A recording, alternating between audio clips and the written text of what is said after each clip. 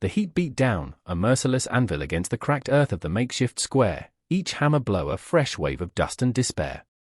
Ilara clutched her son, Leo, tighter, his small, warm body a fragile anchor in the maelstrom of her terror. His whimper, a tiny blade in her heart, was nearly lost beneath the coarse laughter and muttered bids of the men circling the raised platform, a crude auction block for flesh and sorrow. The auctioneer, a man whose eyes held the glint of tarnished coins and whose voice was oiled with false bonhomie, gestured towards her. "A strong piece, this one, and fertile too, as you can see. Comes with the boy, a future hand for some enterprising master.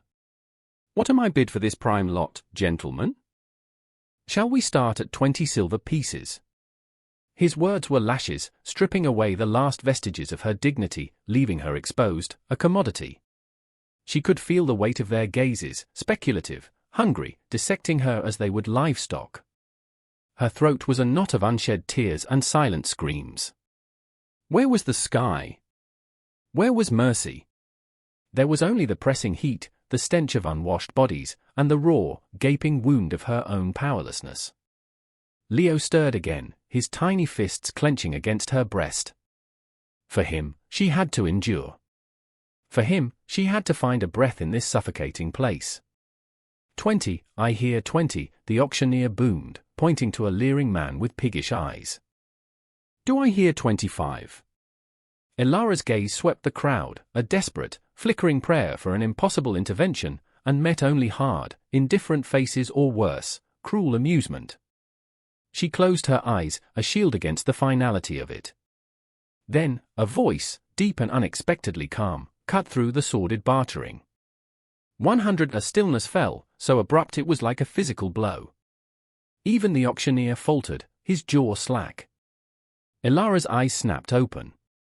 Standing slightly apart from the main throng, a man she hadn't noticed before raised a hand, his silhouette stark against the unforgiving sun. He was tall, dressed in worn but well-kept range clothes, his face weathered, unreadable beneath the brim of a wide hat. There was no cruelty in his eyes, only a strange, assessing quietness. 100 silver pieces, the auctioneer stammered, recovering. A bold bid, stranger. A very bold bid. Going once. He looked around, but the other bidders were silent, some resentful, others merely surprised. The pig-eyed man scowled but didn't counter. There was an authority in the stranger's stance, an unspoken challenge that none dared meet. Going twice. Ilara's heart hammered against her ribs, a wild bird trapped. What did this mean? One master for another? Or something else she couldn't dare to imagine? Sold, the auctioneer cried, slamming his gavel down with a crack that echoed the breaking of her chains, or perhaps the forging of new ones. To the stranger in the back, for 100 silver pieces. The man lowered his hand and began to move towards the platform, his steps measured, unhurried, as the crowd parted before him almost grudgingly. Ilara watched him approach, her breath caught, Leo a precious weight in her arms, her future an utter, terrifying unknown. The stranger, Silas, he would later be known to her by a name as sparse as his words, paid the auctioneer with a heavy pouch, the clink of coin sharp and final. He did not look at Ilara as the transaction was completed, his attention on the greedy exchange, a flicker of something unreadable in his eyes as he took back the receipt. Then, he turned to her. His gaze was direct but not invasive, holding a neutrality that was more unsettling than outright malice might have been. He simply nodded towards the edge of the square. Come, he said, his voice low and even, the first direct word to her. It was not a request, but it lacked the brutish command she had grown to expect. Trembling, Ilara clutched Leo, whose small face was pressed into her shoulder, and slowly descended the steps of the platform, her legs unsteady. The eyes of the crowd followed her, a prickling heat on her back, but no one interfered. Silas moved ahead, clearing a path without seeming to try, his presence alone a deterrent. He led her to a sturdy wagon, hitched to 2 strong, quiet horses, their coats dusty from travel. He didn't offer a hand to help her up, but waited with a kind of patient stillness until she managed to hoist herself and Leo onto the wooden seat. He then untied the reins, swung himself up beside her with an economy of motion, and with a soft click of his tongue to the horses, set them moving. The silence in the wagon was vast, stretching between them like the arid land they began to traverse. Ilara dared not speak, her mind a whirlwind of fear and fragile, unformed questions. Who was this man? Why had he paid such a sum? What did he intend for her child? The sun climbed higher, beating down, but Silas offered no shade, no water, no word of explanation. He simply drove, his profile resolute, his eyes on the distant, shimmering horizon. The rhythmic creak of the wagon wheels, the jingle of the harness, the soft snuffling of the horses were the only sounds, a stark contrast to the cacophony of the auction. Leo, exhausted, finally slept, his small body limp against hers. She watched the landscape change from the wretched settlement to open, scrub-dotted plains, then to rolling hills that promised nothing but more desolation. Was this freedom? Or merely a different cage, its bars invisible but no less real? Each mile brought them further from the nightmare of the auction, but into what, she could not fathom. Hours passed. The sun began to dip towards the horizon, painting the sky in hues of orange and bruised purple. Just as she thought she could bear the thirst and the aching uncertainty no longer, Silas pulled the wagon to a halt beside a thin trickle of a stream, barely more than a damp patch in the earth. He climbed down, took a water skin from the back of the wagon, and offered it to her wordlessly. His fingers brushed hers as she took it, a fleeting contact, impersonal, yet it sent a shiver through her. The water was cool, life-giving. She drank sparingly, then moistened a cloth for Leo's face. Silas watered the horses, his movements unhurried, methodical. He did not speak, did not look at her again, but there was a subtle shift in the air, a lessening of the immediate, crushing dread. The gesture, small as it was the first crack of light in a suffocating darkness. They traveled for another day, the landscape growing wilder, more remote.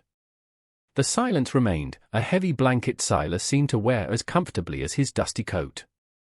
Ilara, lulled into a strange torpor by the rhythm of the journey and her own exhaustion, found herself watching him. His hands on the reins were capable, his posture unwavering despite the hours. There was a deep solitude about him, an air of self-containment that was both intimidating and, paradoxically, a little reassuring. He was not a man who seemed to need anything from anyone. As the second day drew to a close, they entered a shallow canyon, the walls rising around them, offering a respite from the endless sky. Tucked into a curve of the rock face, almost invisible until they were upon it, was a small, sturdily built cabin of weathered timber, a curl of smoke rising from its stone chimney. A well-maintained corral stood nearby, holding a few horses that whickered softly at their approach. Silas brought the wagon to a halt. "We're here," he said, his voice sounding almost rusty from disuse. He climbed down and came around to her side of the wagon. This time, he looked at her directly, his grey eyes steady. "This is my place." Ilara stared at the cabin. It was not grand, not the opulent dwelling of a man who could spend 100 silver pieces on a whim. It was simple, isolated, yet it exuded an air of quiet order and surprising peace. It was, she realized with a jolt, the first place she had seen in an age that felt like a home, however rough. He gestured towards the cabin door. "You can stay inside." "There's a room." He didn't wait for a response but began unhitching the horses. Ilara carefully climbed down, Leo still asleep in her arms. The air here was cooler, carrying the scent of pine and damp earth. She approached the cabin hesitantly, her heart a confused mix of apprehension and a desperate, burgeoning hope. The door was unlocked. She pushed it open. Inside, the main room was sparsely furnished but immaculately clean. A stone fireplace dominated one wall, a low fire burning within, casting a warm glow. There was a rough-hewn table and 2 chairs, a few shelves holding basic crockery and supplies. To one side, another door stood slightly ajar. Silas entered behind her, carrying their meager belongings from the wagon. He nodded towards the closed door. "That room is yours. There's a cot, blankets. It's not much, but it's dry." He placed a small sack of provisions on the table. "Food? Water from the well outside." He paused, then added, his gaze meeting hers briefly, "You're safe here." The words, so simple, so direct, hung in the air, resonating in the quiet space. Safe. It was a concept she had almost forgotten. She clutched Leo, looking from the humble room to the stoic man who had brought her here, a man who remained an enigma, a protector whose motives she could not yet decipher. But for the first time in what felt like an eternity, a tiny, fragile seed of belief that perhaps, just perhaps, he spoke the truth, began to take root in the barren soil of her soul. She was too weary to question, too overwhelmed to do anything but nod, a silent acknowledgement of a sanctuary offered, however tentatively. Days bled into weeks, marked by the rising and setting of the sun over the canyon rim. Silas was a creature of routine. He rose before dawn, tended his animals, worked the small patch of land he cultivated beyond the cabin, and often rode out for hours, returning as silently as he departed. He rarely spoke to Ilara, and when he did, his words were few, practical. He provided food, dried meat, flour, beans, occasionally fresh game. He showed her where to find firewood, how to draw water from the deep, cool well. He left clean linen for her and Leo on the doorstep of her small room without a word. He never entered her room, never made demands, never looked at her with anything other than that same steady, neutral gaze. Ilara, in turn, maintained a wary distance. She kept her small room tidy, cared for Leo, and slowly, the taut knot of fear within her began to loosen, thread by thread. Leo, sensing the absence of immediate threat, began to explore their small world with the fearless curiosity of infancy, his gurgles and occasional cries the loudest sounds in the quiet homestead. Ilara would watch Silas from her window, or as she sat outside with Leo, mending the few clothes she possessed. She saw him mend a fence with meticulous care, gentle a skittish colt with quiet patience, his large hands surprisingly deft. He moved with an inherent grace, a man attuned to the rhythms of the wild land he inhabited. He was an island of competence in a world that had shown her only chaos and cruelty. One afternoon, a sudden clap of thunder startled Leo, sending him into a fit of terrified wailing. Ilara, her own nerves frayed from a sleepless night haunted by shadowy memories, struggled to soothe him. Her attempts only seemed to make him cry harder. Silas, who had been sharpening an axe by the woodpile, looked up. He put the axe down and walked towards them, his expression unreadable. Ilara tensed, expecting annoyance, perhaps a harsh word. Instead, he stopped a few feet away and simply began to hum, a low, tuneless sound, almost a rumble in his chest. It was a strange, unexpectedly gentle sound. Leo's cries faltered, his small head turning towards the source of the hum. He hiccuped, then fell silent, his wide, tear-filled eyes fixed on Silas. Silas continued to hum for another moment, then, without a word, he turned and went back to his axe. Ilara stared after him, a profound sense of astonishment washing over her. It was such a small thing, yet it spoke volumes. Later that evening, as she prepared a simple meal of stew over the fire, she found herself speaking, the words feeling foreign on her tongue. "Thank you," she said, her voice barely a whisper, not looking at him. For the humming, Silas paused in cleaning his rifle, then nodded, once. He was scared, that was all. But in the quiet that followed, a fragile bridge seemed to form in the space between them, built not of words, but of a shared moment of quiet understanding. The sanctuary of the canyon could not entirely banish the ghosts of Ilara's past. They came in the dead of night, wraith-like figures in her dreams, their faces contorted with malice, their voices echoing the degradation of the auction block, the earlier betrayals that had led her there. She would wake with a gasp, Leo stirring beside her, her heart pounding, the scent of fear coiling in the small room. One morning, after a particularly vivid nightmare, Silas found her sitting by the cold hearth, Leo asleep in her lap, her face pale and etched with exhaustion. He had entered the main room silently, as was his way, to start the morning fire. He stopped when he saw her, his usual impassivity momentarily disturbed by a flicker of something akin to concern. He did not speak, but busied himself with the kindling, his movements slow, deliberate. The silence stretched, filled only by the crackle of the nascent flames. "They took everything," Ilara said suddenly, the words wrenched from a deep, hidden place. She hadn't intended to speak, but the quiet presence of this man, who asked nothing of her, seemed to draw them out. "My husband, they said he was a traitor." "Lies." It was our land they wanted. Her voice was flat, devoid of emotion, as if recounting a story that had happened to someone else. They killed him. Burned our home. Took me. She stared into the growing fire, the flames dancing like the memories in her mind. Silas continued to tend the fire, his back to her. The set of his shoulders was the only indication he was listening. When the fire was blazing steadily, he finally turned. His face was shadowed, his eyes holding a depth she hadn't seen before. "Loss," he said, his voice a low rumble. "It carves a man. Or a woman." He paused. "I knew a man once. Had a wife, a daughter. Plague took them. Left him with nothing but the wind and the dust." He looked away, out the small window towards the stark canyon walls. "Sometimes, all that's left is to keep walking. Or to build something new, where the ghosts can't find so many shadows to hide in." It was the most he had ever said about himself, a sliver of his own history offered not as a demand for her story, but as a quiet testament of shared human experience. He said no more, leaving her with his words, a strange comfort in their bleak honesty. Later that day, Ilara found a small, neglected patch of earth near the well where a few tenacious herbs struggled for life. She cleared the weeds, her hands finding a forgotten rhythm in the soil.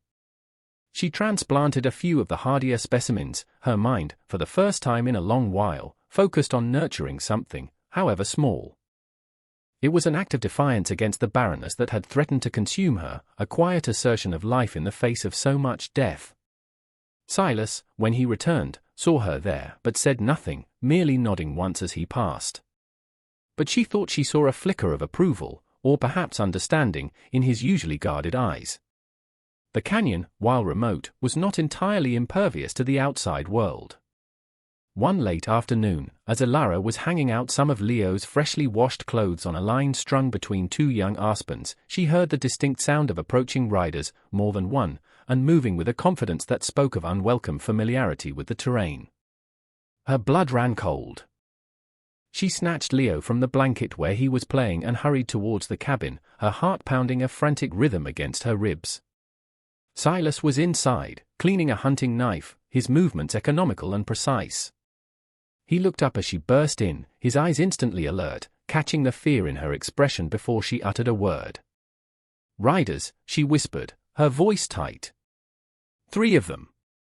Coming up the canyon, he was on his feet in an instant, his knife disappearing into its sheath. He moved to the small window, peering out cautiously. His face remained impassive, but there was a hardening around his jaw, a stillness that was more threatening than any outward display of aggression. "Stay inside. Keep the boy quiet," he commanded, his voice low but firm. He took a rifle from its pegs on the wall, checked the load with swift, practiced movements, and then, without a backward glance, slipped out the door, melting into the shadows near the woodpile. Ilara rushed to the window, her breath held tight in her chest. Leo clutched so fiercely he whimpered in protest. She saw the riders now, 3 rough-looking men, their faces hard, their eyes scanning the small homestead with predatory interest. They reined in their horses a short distance from the cabin, clearly expecting someone to emerge. One of them, a burly man with a scarred face, called out, "Ho, the cabin! Anyone home?" His voice was rough, laced with an arrogance that grated on Ilara's nerves. Silence answered him. He exchanged a look with his companions, then dismounted, his hand resting on the butt of his pistol. "We're just looking for water, friend. And maybe a bit of company." As Silas stepped out from behind the woodpile then, the rifle held loosely in his hands, but its presence unmistakable. He didn't speak, simply stood there, a silent, formidable sentinel. The scarred man stopped, his bravado faltering slightly. "Well now, didn't see you there, mister." "Like I said, just looking for water." "Or water's in the well," Silas said, his voice flat, devoid of welcome. "Take what you need. Then ride on." "Not very hospitable, are you?" another of the men sneered from his horse. Silas's gaze flicked to him, cold and sharp as a shard of ice. "This is private land. I don't welcome trespassers." The scarred man took a step closer. "Maybe we ain't just here for water. Maybe we heard tell of a man out here living alone, got himself some property. Property that might have been acquired recently. Ilara's heart leaped into her throat. They knew. Or they suspected. Silas didn't flinch. You heard wrong. His voice was deadly quiet. There's nothing for you here but trouble. Best you turn around. The tension was a palpable thing, thick and suffocating. The scarred man's eyes narrowed, flicking from Silas to the cabin, then back. He was weighing his chances, Ilara knew. She saw the greed and malice in his face. Then, Silas shifted the rifle almost imperceptibly, the movement subtle but utterly menacing. Last chance, he said, his voice still low, but now carrying an unmistakable edge of finality. The scarred man hesitated, then slowly, reluctantly, raised his hands in a gesture of mock surrender. All right, all right. No need to get hasty. He backed away, mounted his horse, and with a final, venomous glare at Silas, he and his companions turned and rode back down the canyon, their departure far quicker than their arrival. Silas watched them go, his stance unwavering, until they were out of sight. Only then did he lower the rifle, the tension slowly ebbing from his shoulders. He turned and walked back towards the cabin, his face still grim. Ilara met him at the door, Leo clinging to her. She could not speak, her relief so profound it left her breathless. He looked at her, then at Leo, and a rare, almost imperceptible softening touched his eyes. They won't be back soon, he said. He didn't explain how he knew, but she believed him. That night, the cabin felt more like a fortress than ever before, and Silas, its silent guardian, a man of quiet, formidable strength whose protection was as unwavering as the ancient canyon walls. In the days that followed the unsettling encounter, a subtle shift occurred within Ilara. The fear, though not entirely banished, no longer held her in its paralyzing grip. Witnessing Silas's calm, decisive handling of the threat had solidified a nascent trust, but more than that, it had kindled a spark of something else within her, a flicker of defiance. She was tired of being afraid, tired of being a victim defined by what had been done to her. She began to speak more, not just in response to Silas, but initiating small conversations, asking tentative questions about the land, the animals, his solitary life. She told him her name, Ilara, speaking it aloud with a clarity that felt like reclaiming a piece of herself. And she told him her son's full name, Leo, for lion-hearted. His father chose it. Silas listened, his attention unwavering, offering brief, thoughtful responses that encouraged her without prying. He seemed to understand her need to map the contours of her new, tentative existence with words. One evening, as she was carefully noting down their dwindling supplies on a piece of scraped parchment Silas had given her for Leo to draw on, he watched her for a moment. Then, he rose and went to a small, locked chest in the corner of the main room, a chest she had never seen him open. He returned with a slim, leather-bound ledger and a sharpened piece of graphite. He placed them on the table before her. "This was my mother's," he said, his voice softer than she had ever heard it. "She kept the accounts for our small holding. Said writing things down gave them order, made them real." He pushed it gently towards Ilara. "Perhaps you'll find a use for it." Ilara looked from the ledger to his face, touched by the unexpected intimacy of the gesture, the sharing of something clearly precious. The ledger was old, its pages blank, waiting. It felt like more than just a book, it felt like an offering, an invitation to record, to define, to create a new narrative. She ran her fingers over the worn leather. "Thank you, Silas," she said, her voice thick with emotion.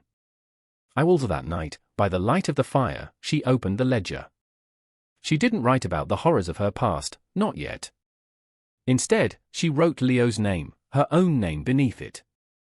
Then, she began to list the herbs she had cultivated, the tasks she had accomplished that day, the small signs of life and resilience she observed around her. Each word was a small act of defiance, a tiny stitch in the fabric of a new identity she was slowly, painstakingly weaving for herself, an identity no longer solely defined by loss, but by the quiet strength she was discovering within the sanctuary of the canyon and the steady, unspoken support of the man who had given her refuge. The simple act of writing, of naming and ordering her world, became a ritual, a way of asserting her presence, her existence, her burgeoning hope for a future she could, perhaps, help to shape. The fragile piece of the canyon was destined to be shattered. Weeks later, as the first chill of autumn began to bite the air, a larger, more determined group of men rode into the canyon. Ilara recognized one of them instantly, his cruel, sneering face forever seared into her memory, Jedediah Thorne, the man who had orchestrated her husband's downfall, the man who had overseen the destruction of her home and her life, the man who had callously sold her and Leo at that wretched auction. Her blood turned to ice. This was not a random encounter, this was a hunt. Silas was out checking his trap lines, a longer circuit that often kept him away till dusk. Ilara was alone with Leo near the cabin, gathering late berries. Thorne's voice, slick with false pleasantry, cut through the quiet air. "Well, well. Look what we have here. Ilara, isn't it? We've been looking for you, my dear." And the brat, of course his men, a dozen strong, fanned out, effectively surrounding her, their expressions a mixture of avarice and menace. Fear, cold and sharp, pierced through Ilara, but something else rose with it, a fierce, primal rage. She pulled Leo behind her, shielding him with her body. "What do you want, Thorne?" she demanded, her voice trembling but laced with a defiance that surprised even herself. Thorne chuckled, a dry, rasping sound. "What I'm owed. You, girl, are stolen property. And that cowboy who spirited you away? He owes me compensation." 100 silver was a paltry sum for such a prize. His eyes roamed over her, insolent and possessive. "Where is he? Your rich protector?" "He's not here," Ilara said, her mind racing. She had to protect Leo. She had to buy time. "And I am no one's property." Thorne's smile vanished. "Feisty. I'll beat that out of you soon enough." Again he nodded to two of his men. "Take her." And the boy, as they moved towards her, Ilara's terror threatened to overwhelm her. But then she saw it, the ledger Silas had given her, tucked into the waistband of her skirt where she often kept it. An idea, desperate and wild, sparked in her mind. "Wait," she cried, holding up a hand. There's something you should know." "Something more valuable than me." Thorne paused, his greed piqued. "Oh? And what might that be?" Ilara's heart hammered. "My husband, before he died, he told me where he hid his gold. A substantial amount. More than you could ever get for me." It was a lie, a desperate gamble, but she delivered it with all the conviction she could muster. Thorne's eyes narrowed. "Gold? Why didn't you mention this before? Would you have believed me?" Ilara countered, her voice gaining strength. "You only wanted what was easy. But I know where it is. I can lead you to it." She saw the flicker of avarice in his eyes, the way his men exchanged glances. This, they understood. This, they wanted. "And if you're lying?" Thorne growled, suspicion warring with greed. "Then you can do what you will," Ilara said, meeting his gaze steadily, though her insides churned with fear. "But if I'm telling the truth, it will make you a very rich man. Richer than selling a woman and child." She prayed Silas would return, prayed for a miracle, but knew, with a chilling certainty, that for now, she and Leo were on their own. Her only weapon was her wits, and the desperate courage born of a mother's love. Thorne considered her words, his piggish eyes glinting. The lure of gold was a powerful one, strong enough to override his immediate desire for retribution. "All right, girl," he conceded, a sly smile spreading across his face. "You lead the way. But if this is a trick?" He let the threat hang in the air, his hand suggestively patting the pistol at his hip. Ilara nodded, her throat dry. "It's not far. Up in the higher rocks." A place he thought safe. She began to walk, forcing her legs to move, Leo clinging to her hand, his small face pressed against her skirt, sensing the tension. She led them away from the cabin, deeper into the rugged terrain of the canyon, towards a narrow, treacherous path she had only glimpsed from a distance. Her mind raced, desperately trying to formulate a plan, any plan. She knew these rocks better than they did, had observed the narrow ledges and loose scree during her quiet explorations. It was a slim chance, but it was all she had. As they climbed, the path grew steeper, more difficult. Thorne's men began to grumble, their initial enthusiasm waning. How much further, girl? Thorn demanded, his breath coming in ragged gasps. Almost there, Ilara lied, pointing towards a cluster of jagged peaks. Just beyond that outcrop she led them to a particularly narrow section of the trail, a sheer drop on one side, a wall of loose rock on the other. She paused, feigning uncertainty. He said he marked it with a white stone while they peered around. Distracted, Ilara took her chance. With a sudden, desperate cry, she dislodged a large, precariously balanced boulder at the edge of the path. It crashed downwards, triggering a small avalanche of rocks and debris that swept across the narrow trail. Two of Thorn's men, caught off guard, screamed as they lost their footing, tumbling into the chasm below. Chaos erupted. Thorn roared in anger, trying to regain control, but his remaining men were panicked, scrambling for safety. In that moment of confusion, Ilara grabbed Leo and darted towards a narrow fissure in the rock face she had noted earlier, a dark crevice barely wide enough for her to squeeze through. "He's here," one of the men yelled, pointing not at Ilara, but further down the canyon. A single shot rang out, sharp and definitive, and one of Thorn's men cried out and fell. Silas! He had returned.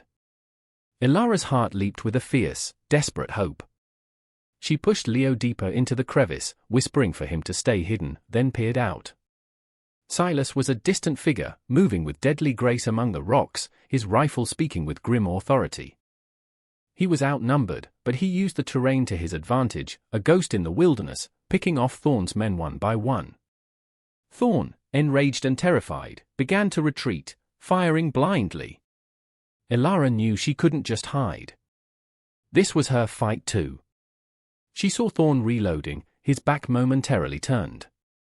Picking up a heavy, jagged rock, she scrambled from the crevice and, with a surge of adrenaline-fueled strength, hurled it with all her might. It struck Thorn on the side of the head. He staggered, dropping his pistol, a look of stunned surprise on his face before he crumpled to the ground. The remaining few henchmen, seeing their leader fall and facing Silas's relentless advance, broke and fled, disappearing back down the canyon as fast as their horses could carry them. Silence descended, broken only by Leo's whimpering from the crevice and the distant echo of retreating hoofbeats. Ilara stood panting, the rock still heavy in her hand, her body trembling not just from fear, but from the ferocious energy of her own actions. She had fought back. She had protected her son. Silas reached her, his face grim, his eyes scanning her for injury. He saw Thorn, groaning on the ground, and then looked at Ilara, at the rock in her hand, a new understanding dawning in his expression. He didn't speak, but there was a profound respect in his gaze that warmed her more than any words could. She had faced her monster, not with a plea for mercy, but with courage and defiance. The woman from the auction block was gone. In her place stood Ilara, a survivor, a mother, a woman who had found her strength in the heart of the wild. The immediate aftermath was a blur of adrenaline and exhaustion. Silas, with grim efficiency, dealt with Thorn, binding his hands and feet, his face a mask of cold fury as he regarded the man who had brought such violence to their sanctuary. The other fallen men were a stark reminder of the brutality they had faced. Ilara, her strength ebbing, sank to the ground, pulling a trembling Leo into her arms, murmuring reassurances she barely felt herself. The sun began to dip below the canyon rim, casting long, somber shadows. Silas built a fire, its flames a small beacon of warmth and light against the encroaching darkness. He brought her water, his touch gentle as he checked a scrape on her arm she hadn't even noticed. The silence between them was different now, no longer just the absence of words, but filled with the weight of shared battle, of survival. "You were brave," Silas said at last, his voice low as he stared into the fire. "Braver than you knew." Ilara looked at him, her eyes stinging with unshed tears. "I had to be." For Leo she paused, then added, "and for myself. I couldn't let him win." Not again. A profound sense of liberation, raw and untamed, coursed through her. She had not merely been rescued, she had participated in her own deliverance. The ledger, Silas's mother's ledger, lay where it had fallen from her skirt, its pages slightly dirted but intact. She picked it up, clutching it like a talisman. It was more than just a book now, it was a symbol of her reclaimed voice, her nascent power. The next morning, Silas rode out with Thorn securely tied to a pack horse, intending to deliver him to the nearest outpost of law, however distant. He was gone for several days. In his absence, Elara found a new sense of purpose. She mended the cabin, cleared the debris from the fight, and tended to Leo with a renewed tenderness. The canyon felt different, imbued with a hard-won peace.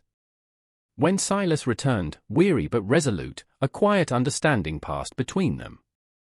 He did not speak of Thorn, and she did not ask. The threat was gone. Life settled into a new rhythm, one of quiet industry and growing companionship. Elara filled the pages of the ledger, not just with lists, but with observations, with fragments of stories Leo was beginning to tell, with her own emerging thoughts and dreams. She was no longer just existing, she was living, creating, becoming. Her transformation was profound, an internal shift that radiated outwards. Her posture was straighter, her gaze more direct, her voice clearer, infused with a quiet confidence. She had faced the worst of her past and had not broken. She had found strength she didn't know she possessed, and in doing so, had carved out a space for herself and her son, a space where they could not only survive, but begin to thrive. The future was still uncertain, but it was no longer a source of dread. It was a blank page in her ledger, waiting to be written. And as she looked at Silas, his steady presence a quiet anchor in her life, she knew she would not be writing it alone. Their bond, forged in shared adversity and mutual respect, was unspoken yet deeply profound, a testament to the resilience of the human spirit and the unexpected sanctuaries one could find in the most desolate of landscapes, and in the most reserved of hearts.